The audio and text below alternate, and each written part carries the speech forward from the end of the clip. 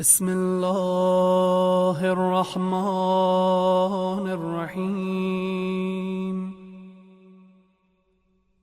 سلام الله الكامل التام الشامل العام وصلواته الدائمة وبركاته القائمة التامة على حجة الله ووليه في أرضه وبلاده وخليفته على خلقه وعباده وسلالة النبوة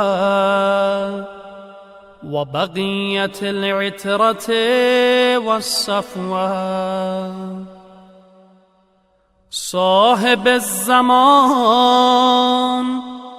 ومظهر الإيمان وملقن أحكام القرآن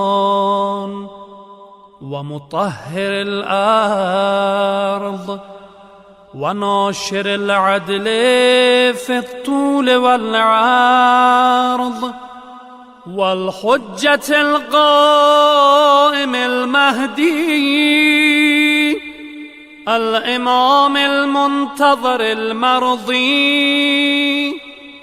وابن الأئمة الطاهرين الوصي ابن الأوصياء المرضيين الهادي المعصوم ابن الأئمة الهداة المعصومين. السلام عليك يا معز المؤمنين المستضعفين.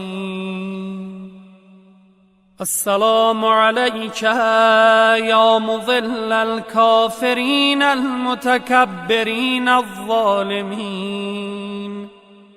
السلام عليك يا مولاي يا صاحب الزمان.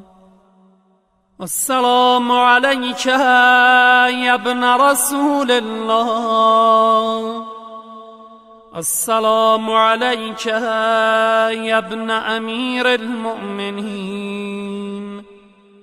السلام عليك يا ابن فاطمة الزهراء سيدة نساء العالمين.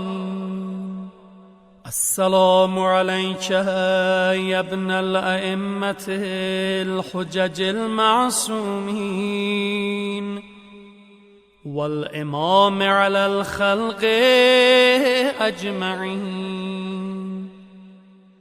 السلام عليك يا مولاي سلام مخلص لك في الولاية.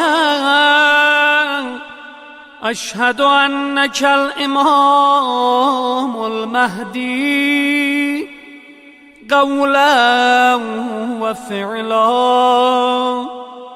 وأنت الذي تملأ الأرض قسطا وعدلا بعدما ملأت ظلما وجورا.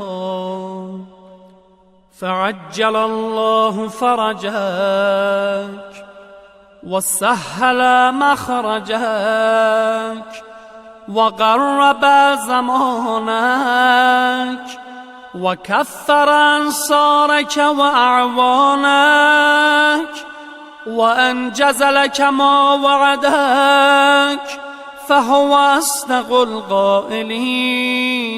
ونريد أن نمن على الذين استضعفوا في الأرض ونجعلهم أئمة ونجعلهم الوارثين.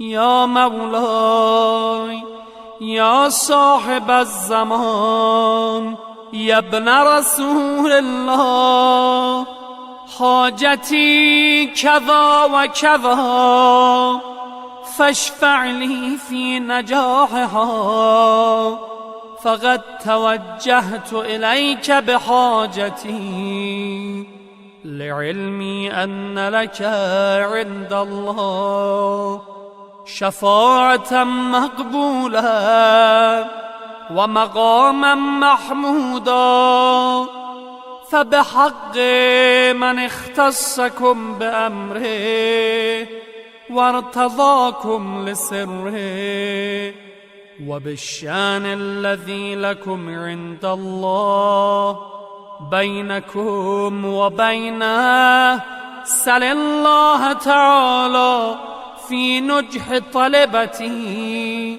وإجابة دعوتي وكشف كربتي.